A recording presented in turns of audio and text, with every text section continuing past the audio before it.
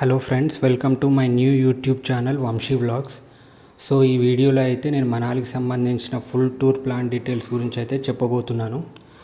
So Manali వెళ్ళడానికి మనం హైదరాబాద్ నుంచి అయితే ఢిల్లీ కానీ చండీగఢ్ కానీ వెళ్ళాల్సి ఉంటుంది. అక్కడ నుంచి మనాలికి బస్ ఫెసిలిటీ అయితే ఉంటుంది.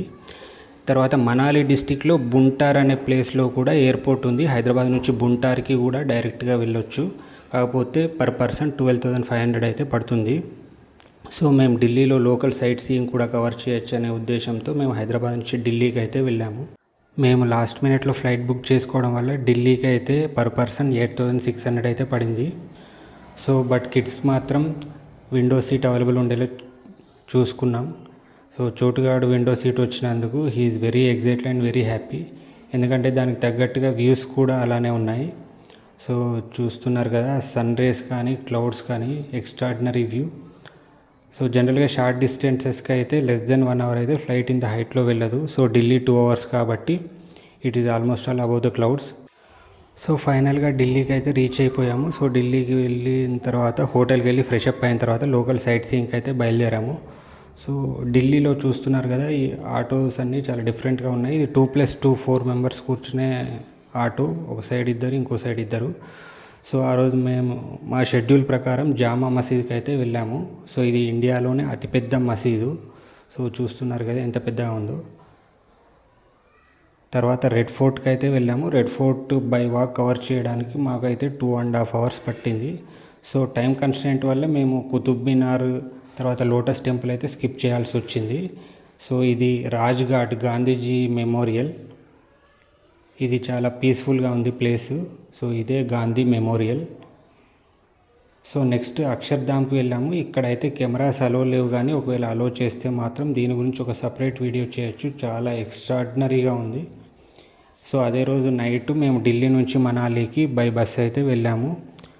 ఇది అరౌండ్ 450 కిలోమీటర్స్ అయితే ఉంటుంది. సో మనాలి రీచ్ అయిన తర్వాత ఇక్కడ మాల్ రోడ్ అని ఫేమస్ షాపింగ్ సెంటర్ ఉంటుంది. అక్కడ లైట్గా షాపింగ్ చేసిన తర్వాత వన్ విహార్కి అయితే వచ్చేసాము. ఇది ఒకనొక టైంలో దీన్ని హిడింబా వనం అని పిలిచేవాళ్ళు. సో ఇక్కడ హిడింబాదేవి టెంపుల్ అలాగే ఘటోత్కచ టెంపుల్ కూడా ఉంటుంది. సో తర్వాత మేము చూస్తున్నారు కదా, కాశ్మీరీ సాంప్రదాయ దుస్తులు చాలా డిఫరెంట్గా ఉన్నాయి, చాలా బాగున్నాయి. Cute rabbit. So these are really very beautiful memories for us. So next మేము వాటర్ యాక్టివిటీస్ కోసం బియాస్ రివర్ దగ్గరికి అయితే వెళ్ళాము. సో పంజాబ్కి ఆ పేరు ఎందుకు వచ్చిందంటే 5 నదుల కలయిక పంజాబ్ అంటే. సో దాంట్లో రావి, బియాస్, సట్లెజ్, చీలం, చీనాబ్ రివర్స్. సో అందులో బియాస్ రివర్ అనేది మనాలి గుండా ప్రవహిస్తుంది. సో మనాలిలో ఏ వాటర్ యాక్టివిటీస్కైనా care of address Beas river. So చూస్తున్నారు కదా, ఈ యాక్టివిటీ అనేది చాలా అన్కంట్రోలబుల్గా అనిపించింది. సో ఈ తర్వాత మేము మనాలిలో బుక్ చేసుకున్న హోటల్కి అయితే వచ్చాము. సో దీని గురించి ఒక ఇంట్రెస్టింగ్ ఫ్యాక్ట్ ఏంటంటే, ఈ 5 ఫ్లోర్స్ ఉన్న ప్రైమ్ లొకేషన్లో, మనాలిలో ప్రైమ్ లొకేషన్లో ఉన్న ఈ హోటల్ అనేది తెలుగు వాళ్ళతోని నడపబడుతున్న హోటల్. ఇది చూస్తున్నారు కదా, ఇది హోటల్ బుక్ చేసుకునే ముందు హోటల్ వీడియో అయితే చూసాము. సో కన్నెబోయిన రాజు అని, he is from Jangaon, and Guntur నుంచి ఒకరు, హైదరాబాద్ నుంచి ఒకరు, స్టేషన్ గన్పూర్ నుంచి ఒకరు, టోటల్ 5-6 మెంబర్స్ ఈ హోటల్ని రన్ చేస్తున్నారు. సో మేమైతే పెంట్ హౌస్ బుక్ చేసుకున్నాము. ఇది హాలు, కిచెను ప్లస్ 2 బెడ్రూమ్స్ ఉంటాయి దీంట్లో. సో ఈ వ్యూస్ చూస్తున్నారు కదా, బయట నుంచి బయట వ్యూస్ ఎంత ఎక్స్ట్రాడినరీగా కనిపిస్తున్నాయి అనేది ఒకసారి చూడండి. దూరంగా మంచు కొండలు, గ్రీనరీ కానీ, గ్రీనరీ మధ్యలో హౌజెస్. సో దూరంగా మంచు కొండలు, ఈ వ్యూస్ అనేటివి చాలా ఎక్స్ట్రాడినరీగా ఉన్నాయి. సో ఇది కూడా మనాలిలో ఒక చూడదగ్గ ప్రదేశం లాగా అయిపోయింది. సో నెక్స్ట్ డే అంటే డే 2 మాకు అన్ని స్నో యాక్టివిటీస్ ఉన్నాయి. దానికోసం స్నో పాయింట్కి అయితే వెళ్ళాలి. సో దారిలో మాకైతే లాంగెస్ట్ జిప్ లైన్ అయితే ఒకటి యాక్టివిటీ ఉండింది. ఇది ఎంత లాంగెస్ట్ జిప్ లైన్ అంటే almost all 900 metres. So kids enjoyed a lot. So చూస్తున్నారు కదా, ఇది లాంగెస్ట్ జిప్ లైన్. అసలు మధ్యలో బియాస్ రివరు, తర్వాత చాలా హైట్లో ఉంటాం మనం. చాలా longest zip line. Next snow పాయింట్కి వెళ్ళడానికి అక్కడ నుంచి మనకు అటల్ టన్నెల్ అయితే మనకి ఒక 2 ఇయర్స్ బ్యాక్ అయితే అటల్ బిహారీ వాజ్పేయి గారి పేరు మీద నరేంద్ర మోడీ గారు అయితే ఓపెన్ చేశారు. దీనివల్ల స్నో పాయింట్కి వెళ్ళే డిస్టెన్స్ ఒక 100 కిలోమీటర్స్ వరకు అయితే తగ్గుతుంది. సో చూస్తున్నారు కదా వ్యూ ఆఫ్ హిమాలయాస్. సో మేము యాక్చువల్గా సోలంగ్ వ్యాలీకి అయితే వెళ్ళాలి. సో అక్కడ స్నో తక్కువ ఉండడం వల్ల ఒక డిఫరెంట్ స్నో పాయింట్కి అయితే తీసుకొచ్చారు.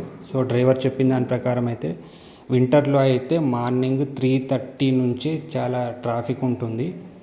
సో జర్నీ కూడా చాలా డిఫికల్ట్గా ఉంటుంది, ఎందుకంటే ఫాగ్ వల్ల మనకి చాలా స్లోగా మూవ్ అవుతుంది ట్రాఫిక్ అనేది. సో మంచు కూడా క్లియర్ చేస్తూ వెళ్ళాల్సి ఉంటుంది. సో అక్కడ మ్యాగీ ఫేమస్ అంటే మనం బ్రేక్ఫాస్ట్ కోసం మ్యాగీ అయితే తిన్నాము. ఇక్కడ స్నో పాయింట్ దగ్గరకు వచ్చేసాం. ఇప్పుడు ఇక్కడ ఫస్ట్ యాక్టివిటీ ఏంటంటే ట్యూబ్ రైడ్. సో ఇది చాలా బాగుంది, కానీ పక్కన లైన్ చూసారా, చాలా లెంతీ లైన్ అండ్ ఒక హాఫ్ అన్ అవర్ దీనికోసం వెయిట్ చేయాల్సి వచ్చింది. But it is worth waiting. So చూస్తున్నారు కదా, చివరిలో మా చిన్నోడు వెయిట్ తక్కువ ఉండడం వల్ల మధ్యలోనే ఆగిపోయాడు. సో యాక్చువల్గా ఆ రోజు మాకు షెడ్యూల్లో అయితే నగ్గర్ క్యాజిల్ అని, షాల్ ఫ్యాక్టరీ అని చాలా ప్లేసెస్ వెళ్ళాల్సి ఉండేది. సో ఇక్కడ ఈ పాయింట్కి వచ్చిన తర్వాత మేమైతే వాటి గురించి మర్చిపోయాము. ఈ ఫుల్ డే ఇదే స్నో పాయింట్లోనే మేము గడిపాము. ఇక్కడ నెక్స్ట్ యాక్టివిటీ వచ్చేసి స్కీయింగ్. సో స్కీయింగ్ అంటే మేము ఎలా అంటే వాళ్ళు అక్కడ ట్రైనర్స్ మనకి నేర్పిస్తారు. సో అప్పుడే నేర్చుకొని ప్రాక్టీస్ చేయాలి. ప్రాక్టీస్ చేసింది మనం ఇంప్లిమెంట్ చేయాలి. బట్ అది చాలా టఫ్గా అనిపించింది. సో మా పెద్ద అబ్బాయి ఒక్కడు కొద్దిగా బెటర్గా నేర్చుకొని అయితే చేయగలిగాడు. సో చూస్తున్నారు కదా, ఈ హిమాలయాస్కి రావడం అనేది లైఫ్ టైంలోనే ఒక memorable experience, really wonderful views. So లైఫ్లో మీరు కూడా తప్పకుండా ఒక్కసారైనా ఇలాంటి ప్లేసెస్కి అయితే రావాలి. సో మేము ముందు కాశ్మీర్ అనుకున్నాము. సో కాశ్మీర్ ఆల్మోస్ట్ ఫిక్స్ అయ్యే టైంలో పహల్గామ్ ఇన్సిడెంట్ జరిగింది. సో అక్కడికి వెళ్ళలేం కాబట్టి కులు మనాలి అయితే ఫిక్స్ అయిపోయాను. సో మేము సోలంగ్ వ్యాలీ మంచులో చాలా ఆడుకున్నాం మేము. సో ఇది ఒక ఆర్టిఫిషియల్ వాటర్ ఫాల్స్, దీన్ని క్రియేట్ చేశారు. సో మళ్ళీ మేము హోటల్కి అయితే వచ్చేసాము. హోటల్ మళ్ళీ ఒకసారి మీకు చూపిస్తాము. ఇది 2 bedroom plus kitchen plus hall ఉన్న పెంట్ హౌస్ ఇది.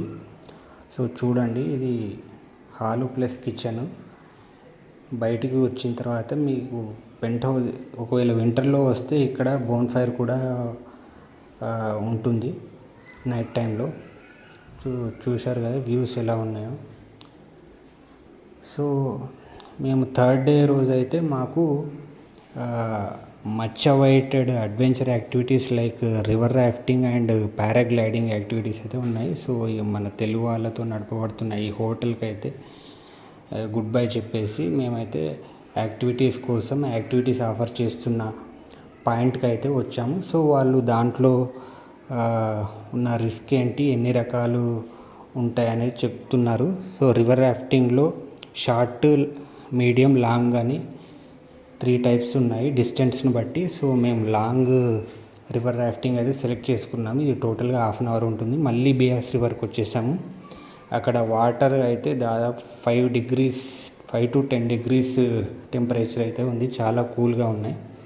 సో మనం అతను బోట్ నడిపే వ్యక్తి యొక్క ఇన్స్ట్రక్షన్స్ ప్రకారం అలలు వచ్చినప్పుడు గెట్ డౌన్ అని చెప్తాడు. సో మనం ఇలా గెట్ డౌన్ చేయాల్సి ఉంటుంది. సో తర్వాత కమ్ బ్యాక్ అన్నప్పుడు నార్మల్ పొజిషన్కి అయితే రావాల్సి ఉంటుంది. నెక్స్ట్ పారాగ్లైడింగ్కి మనం పారాగ్లైడింగ్ వీడియోస్ చూసినప్పుడు మనం మేబీ అరౌండ్ 1000 feet నుంచి అయితే పారాగ్లైడింగ్ యాక్టివిటీ అయితే చేస్తారనుకుంటాం. కానీ ఇది చాలా హైయెస్ట్ పాయింట్, ఆల్మోస్ట్ 5000 feetకి అయితే వెళ్ళాము. సో అక్కడికి వెళ్ళడానికి మేము 3 vehicles చేంజ్ అవ్వాల్సి వచ్చింది. సో బట్ వాళ్ళు అన్ని జాగ్రత్తలు తీసుకున్నారు. యాక్చువల్లీ వాళ్ళు ఇందులో 360 degrees అని, జిగ్జాగ్ అని రకరకాల వేరియంట్స్ గురించి చెప్పారు. కానీ మేము ఫస్ట్ టైం కాబట్టి we preferred normal gliding.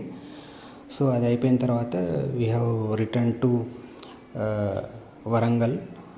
So రిటర్న్లో మేము ట్రైన్ జర్నీ రాజధాని ఎక్స్ప్రెస్లో రిటర్న్ అయ్యాము. జనరల్గా ట్రైన్ జర్నీ ఢిల్లీ నుంచి మనకి హైదరాబాద్కి అయితే 26 అవర్స్ అయితే పడుతుంది. కానీ ఇది రాజధాని ఎక్స్ప్రెస్ విత్ లిమిటెడ్ స్టాప్స్ కాబట్టి 19 అవర్స్ అయితే పట్టింది. సో 19 అవర్స్ కాబట్టి బ్రేక్ఫాస్ట్, లంచ్, డిన్నర్ అన్నీ ప్రొవైడ్ చేశారు. సో నా పక్క బెర్త్లో ఒక BSF జవాన్ అయితే కూర్చున్నారు. So he is returning to Warangal for attending a function. So అప్పటికి ఇంకా ఆపరేషన్ సింధూర్ అనేది స్టార్ట్ అవ్వలేదు. సో ఆయన కూడా డౌట్ ఉండింది మళ్ళీ పిలుస్తారేమో అని చెప్పి. సో మేము అనుకున్నాం బహల్గామ్ ఇన్సిడెంట్ జరిగిన తర్వాత కూడా మేము ఇంత హ్యాపీగా కులు మనాలి వెళ్ళగలుగుతున్నామంటే ఇట్లాంటి వాళ్ళు ఎంతోమంది వాళ్ళ ఈ లైఫ్ని త్యాగం చేసి బార్డర్స్లో ఉండి పోరాడడం వల్లనే మనం ఇంత హ్యాపీగా టూర్లు, ట్రిప్లకి వెళ్ళగలుగుతున్నాం. సో అదండి Manali trip. So don't forget to subscribe. Please like, share and subscribe. Thank you.